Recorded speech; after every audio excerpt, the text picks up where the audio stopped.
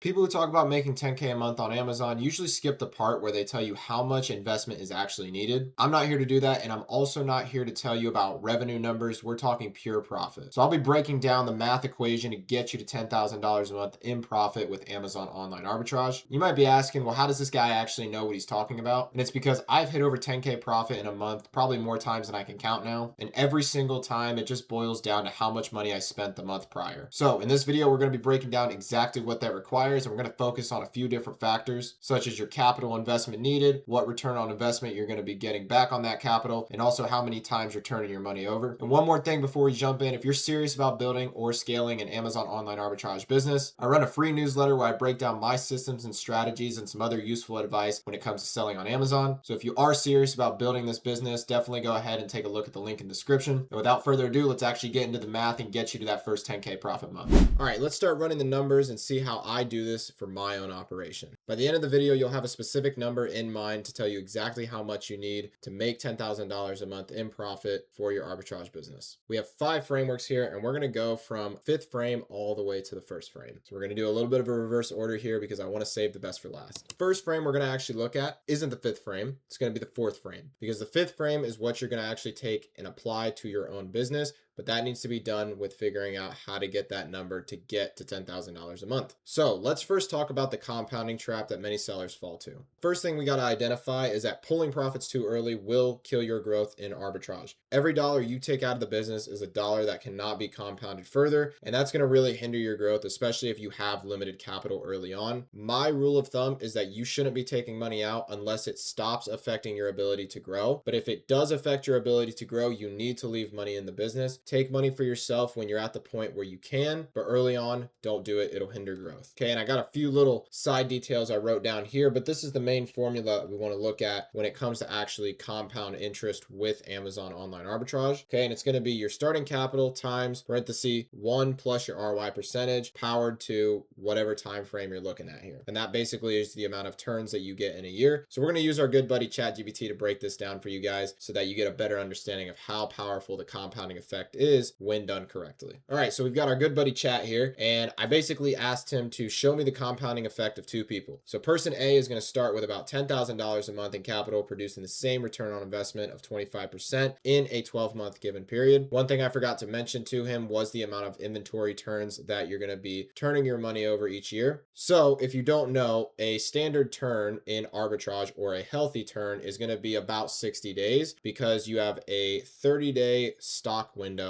Then you're going to likely have about 2 to 3 weeks from lead time to your supplier to get the product prepped, sent to Amazon, checked in, and ready to sell. And then about another 2 weeks for Amazon to pay you out. So we're going to give it a rounded down answer of about 60 days. So if you're doing really well and if everything goes accordingly, you can get up to pretty much 6 turns on your inventory in a year, assuming you're buying 30 days of stock and assuming that you're doing online arbitrage. Of course, maybe with other business models, it's different. So let's just say a conservative number we're going to use is 5 turns in a year. Okay, and you can see here that I specified. So here's the numbers that we're actually looking at. Same starting capital between both people, and we're going to look at person B first. So no compounding effect. You're basically only making $2,500 a month in profit out of the $10,000 you spent to get that. Total value created at the end of the year is going to be $22,500. So that is your profit plus your starting capital, and the amount that you actually made was $12,500, but you pocketed that for yourself. Okay, as opposed to person A, who basically compounded their money each time they got their profit, put it back into the business. Okay, you can see over all these turn cycles how much bigger their working capital got in comparison to person B. And at the end of the year, working capital is almost $8,000 more than person B, and the profit they generated was also almost $8,000 more. My apologies, by the way, for saying that person A generated $8K more in working capital. It's actually $20,000 more in working capital, and the reason why is because they rolled all that profit back into their business. So we can see end of working capital for person A is $30,000. Person B only has $10,000 of working capital. Person A generated $20,000 in profit for a 12-month period, while person B only generated $12,500, leaving an extra profit of $8,000 in just that year alone of profit just from compounding. Nothing different, no different ROI, probably not even different products, okay? Literally just leaving the money in, letting the compound interest do its thing. This is why I wanted to touch on this first, because because it's an extremely important lesson, especially if you don't have a lot of money to start. It's a great way to avoid having to take any loans, anything like that, getting into debt, none of that. Just re-roll everything you're making back into your business. Okay. This is a huge thing that I do, especially in the position I'm in right now, where my finances are a little bit tied up because I have so much money going in and out every single month, but I'm also making a great portion of that back. So I'm just going to put it back into more inventory, let the profits compound, let my capital grow higher without the need for any cards, loans, anything like that. All right. And the payoff here is that businesses must accumulate capital before distributing it. So don't pay yourself too early. Leave it in the business. Be patient. Let it grow. It'll pay off one day.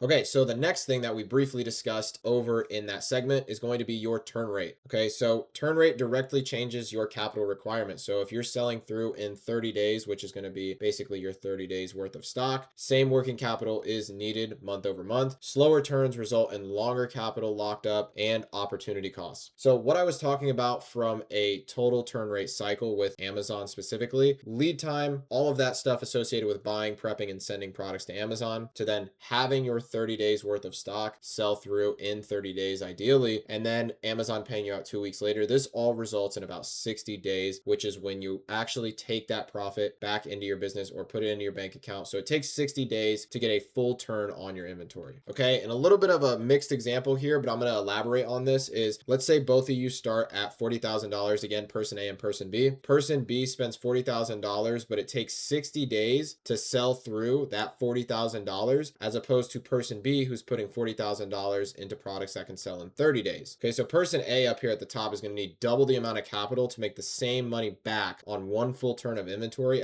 compared to person B here, who's smartly investing his money into fast moving products, reasonable time frames to buy inventory for, and ultimately only needing that $40,000 capital to make that $10,000 profit a month at 25% ROI. Now, what this also means is that if person B here is sticking to a 30-day window as opposed to 60 days, he's buying 30 days of stock. As we've discussed before, a regular full cycle turn is about 60 days. Okay, so this person might get to turn their inventory over about 5 to 6 times in a year, as opposed to person A at the top here. They're only going to be able to turn their inventory over probably 3 times a year, maybe. Okay, because they're sitting on inventory for basically 60 days, not accounting for the 2 to 3 weeks it took to prep, ship, and send all that stuff to Amazon, plus the 2 weeks that it's going to take for them to get paid out. I mean, this guy up here is looking at almost 90 days for a full turn on their money. All right, so again, I asked our good buddy Chat here to break this formula down for us. So we have a formula to where both people, like we've seen in our example, start with $40,000 at a 25% ROI within a 12-month period. The differences between them now is going to be how many times they're turning that money over in full each year. Okay, so person A only turns their cash 3 times, while person B turns their cash 5 times. For quick example's sake here, right, we can see that person A only gets 3 turns a year, person B gets 5 turns a year. End of year for person A, they're getting $38,000 in profit from only 3 turns. Meanwhile, person B has pretty much tripled that number because they're getting almost double the turns that person A is getting, and the money for both of these people is still compounding. Okay, this is why it's so huge to make sure you're focusing on fast selling inventory, because, you know, to get to $10,000 in profit a month, right, you can start with a very small capital size and just grow it over time if you focus on fast turn and a good profit margin to actually stretch your money farther. Okay, so the payoff here is that turn rate is really a multiplier that most sellers are ignoring, and it's literally just down to how fast your products are selling through, but more importantly, how you are forecasting your purchasing decisions. Okay, and that's going to lead into this next topic before the final verdict of how much you need to actually make $10,000 a month in profit with OA, and that's going to be ROI based on what stage of the business you are in and based on your capital constraints. All right, so the real identifier here is that not everyone should target the same ROI, because once you master sourcing, your bigger issue is how effectively are you going to allocate that money, right? So everybody tells you aim for 30% ROI, but maybe that's not the correct math for you if you only have 3 to 4,000 in capital and you're burning through that capital super quick because you're actually really good at sourcing. This is the thing. If you can find products, you should be trying to raise that ROI if you have no more access to outside capital such as lenders, credit cards, anything like that, because that's going to allow you to stretch your money farther. Okay, when I had only 15 to 20K to start,